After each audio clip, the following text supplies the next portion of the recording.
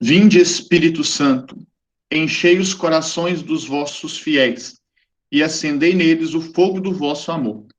Enviai o vosso Espírito e tudo será criado, e renovareis a face da terra. Oremos. Ó Deus, que instruíste os corações dos vossos fiéis com a luz do Espírito Santo, fazei que apreciemos retamente todas as coisas, segundo o mesmo Espírito, e gozemos sempre de sua consolação, por Cristo, Senhor nosso. Amém. Um olá para todos os catequizandos, né, todos os crismandos. O nosso tema, o tema do nosso encontro de hoje é Eucaristia, né? O sacramento da Eucaristia é o nosso assunto, o assunto que nós vamos abordar hoje na Catedral de Santo Antônio, Governador Valadares. Pois bem, pessoal, hoje então, né, no nosso encontro, nós abordaremos sobre este sacramento e vamos falar com base na Bíblia, com base no catecismo da Igreja Católica, quais são os fundamentos para a nossa fé, de onde nós retiramos todos os argumentos de fé para crermos neste corpo e sangue de Cristo presente na Eucaristia. De fato, o pão e o vinho se tornam corpo e sangue de Cristo, e é nisso que acreditamos. E é este corpo e sangue o qual comungamos. E nós falaremos um pouco sobre essa confirmação e essa presença dos ensinamentos sobre a Eucaristia, tanto na palavra de Deus e na Bíblia, e também no catecismo, na vida dos santos e na presença, então, dos santos, né? Nas frases e na convicção dos santos católicos, tá bom? Então, nós falaremos um pouco sobre o Antigo Testamento. No Antigo Testamento já existe, então, uma promessa, existe um fundamento desde o Antigo Testamento que iria se cumprir no Novo Testamento com a presença de Jesus Cristo. O maná que desce do céu e alimenta o povo que passa fome. Esse trecho está presente no livro do Êxodo, no capítulo 16. Você pode conferir aí na sua Bíblia, tá? A partir do versículo 13. E aí eu vou ler parte deste versículo para nós entendermos o que está dizendo de fato nesse texto do maná, que é o pão que desceu do céu, e qual é o sentido disso para nós, com a vinda de Jesus, com os ensinamentos de Cristo. Observe bem o que está escrito lá no Êxodo, capítulo 16, versículo 13 ao versículo 15. À tarde, com efeito, subiram cordonizes, ou seja, do horizonte, e cobriram o acampamento. E no dia seguinte, pela manhã, havia uma camada de orvalho em torno de todo o acampamento. E tendo evaporado esse orvalho, eis que sobre a superfície do deserto estava uma coisa miúda, granulosa, miúda como a geada sobre a terra. Vendo isso, disseram os filhos de Israel uns aos outros: que é isso?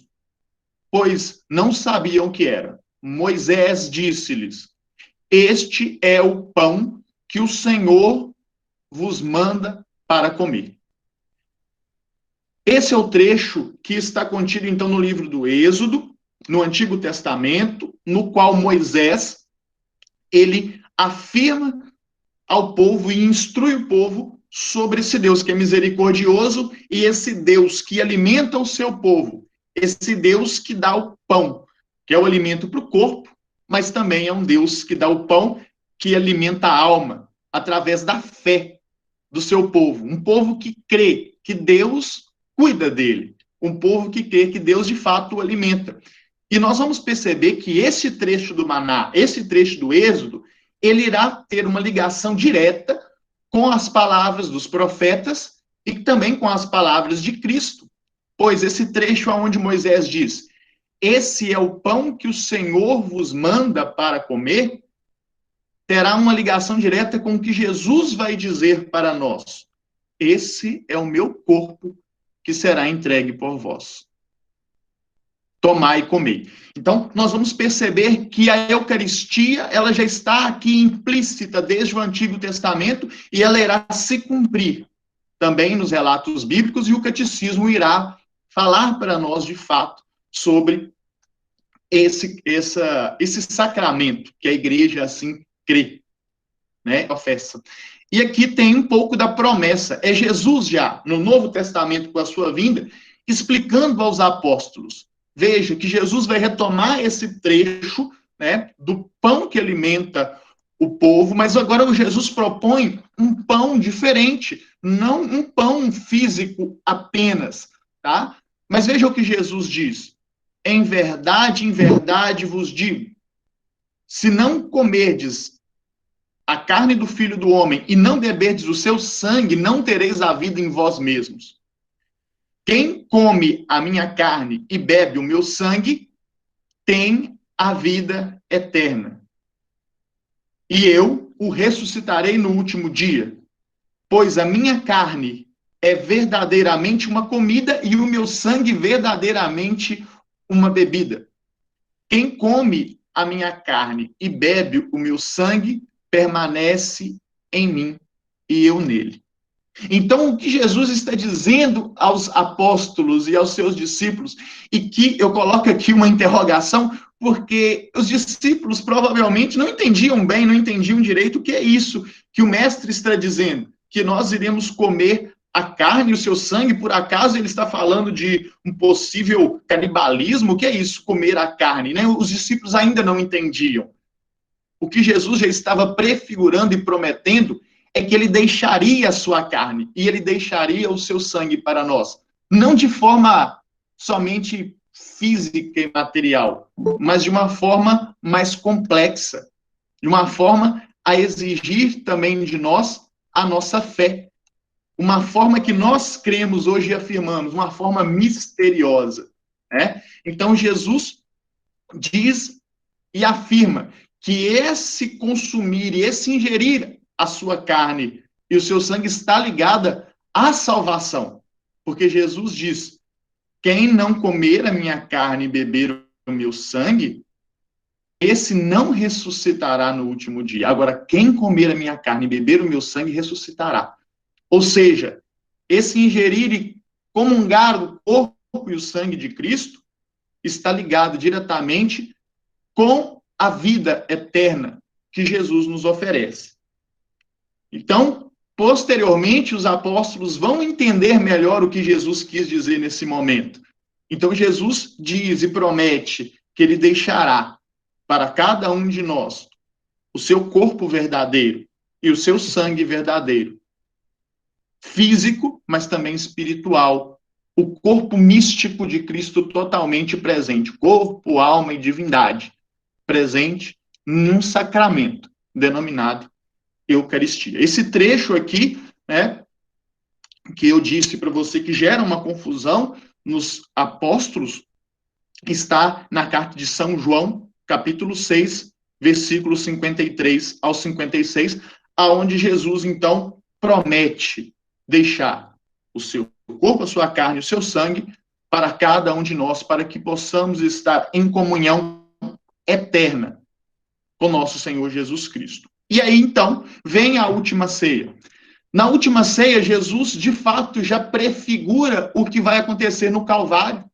No Calvário, Jesus morre. Morre por obediência ao Pai. Jesus morre e dá o seu corpo, a sua vida. Derrama o seu sangue na cruz por cada um de nós. Mas mesmo antes do Calvário, na última ceia, na Páscoa judaica, Jesus já prefigura a Páscoa plena, a Páscoa perfeita, que é a doação da sua própria vida por cada um de nós. E o catecismo vai nos ensinar sobre a última ceia. Olha o que o catecismo nos diz, parágrafo 1340 e 1341. Jesus deu o seu sentido definitivo à Páscoa judaica, uma vez que Jesus usa a data judaica, a celebração da ceia judaica, para prefigurar a sua própria ceia, a sua própria doação, a doação da sua própria vida.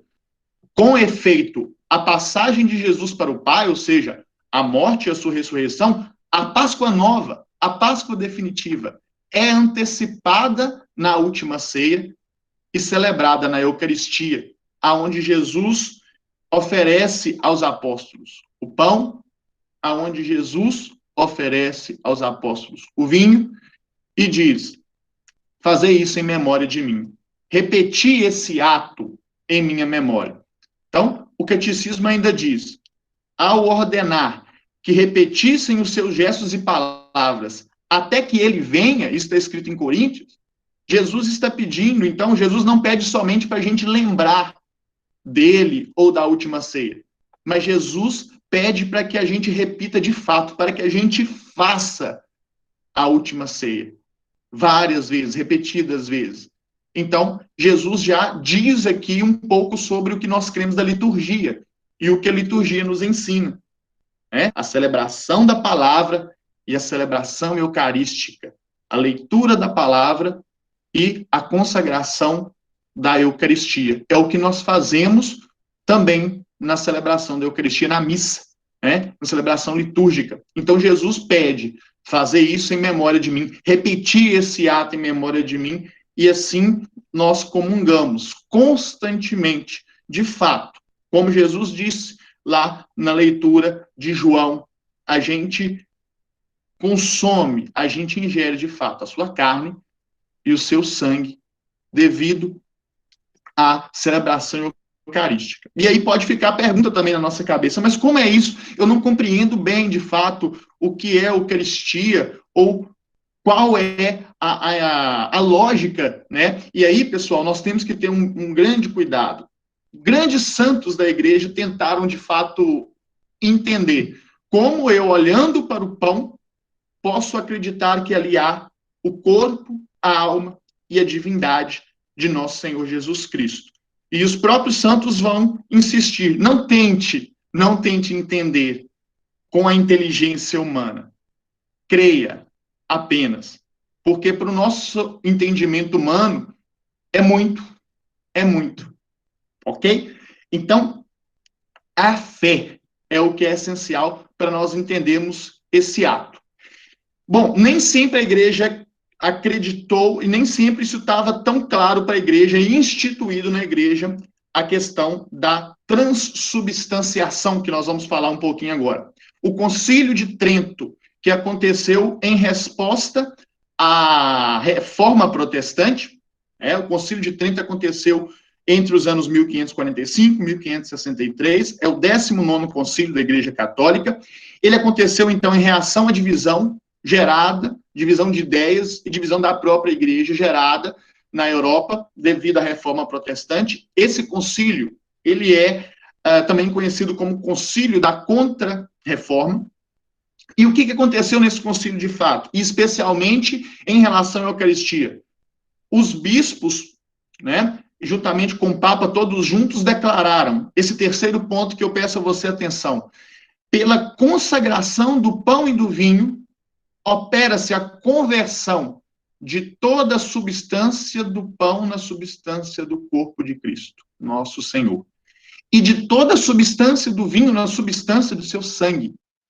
A esta mudança, a Igreja Católica chama de modo conveniente e apropriado, de transubstanciação. Então, pessoal, aqui está o ponto que é diferente, e nós cremos de modo diferente das outras igrejas cristãs. Nós, católicos, cremos neste ponto e nesse nome, chamado de transubstanciação. Só nós, católicos, cremos que toda a substância do pão se transforma na hora da consagração em corpo de Cristo.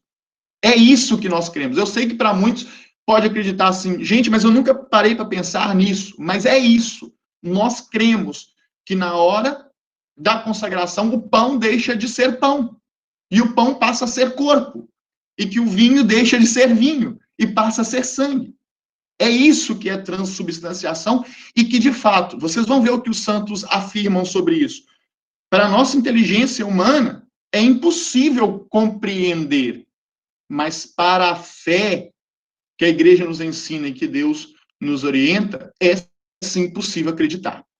Bom, então, esse termo transubstanciação significa processo que transforma uma substância em outra. É isso que nós católicos acreditamos. Nós acreditamos que o pão deixa de ser pão e passa a ser corpo de Cristo. E que o vinho deixa de ser vinho e passa a ser sangue de Cristo.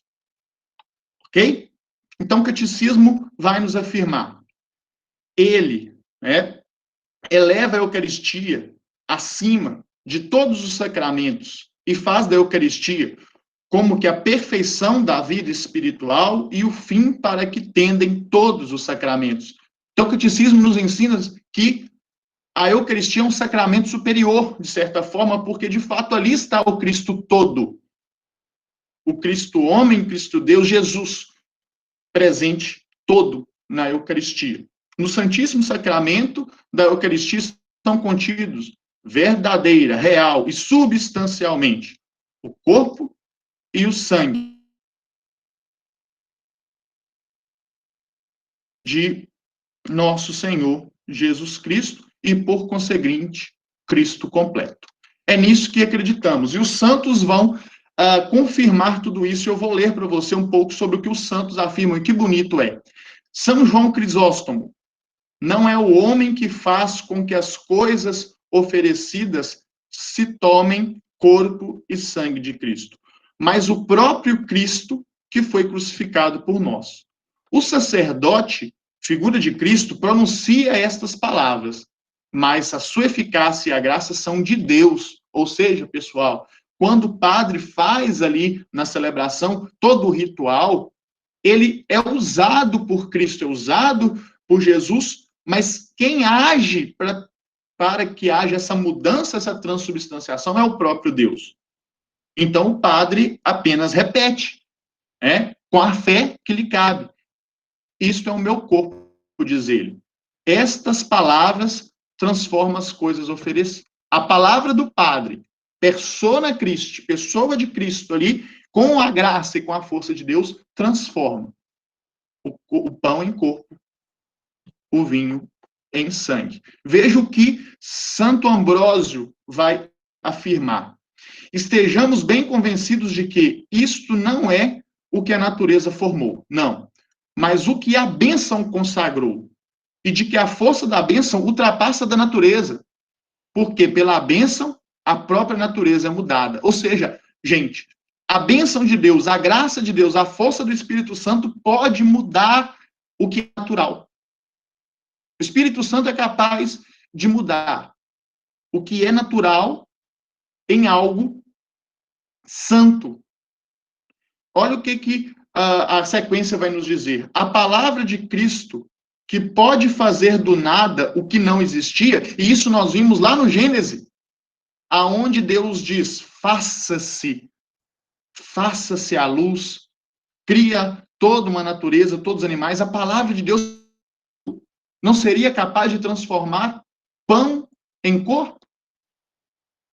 E aí nós percebemos, se a palavra de Cristo, que pode fazer do nada o que não existia, não havia de poder mudar coisas existentes no que elas ainda não eram? Então, Santo Ambrósio vai nos ajudar a fortalecer a nossa fé, que é possível essa transformação, e que nós devemos acreditar na Eucaristia. São Cirilo de Alexandria, olha essa frase de São Cirilo: não vás agora perguntar-se se isso é verdade, mas acolhe com fé as palavras do Senhor, porque ela, que é a verdade, não mente. São Cirilo diz a cada um de nós: primeiro crê, depois tente entender, mas primeiro a fé.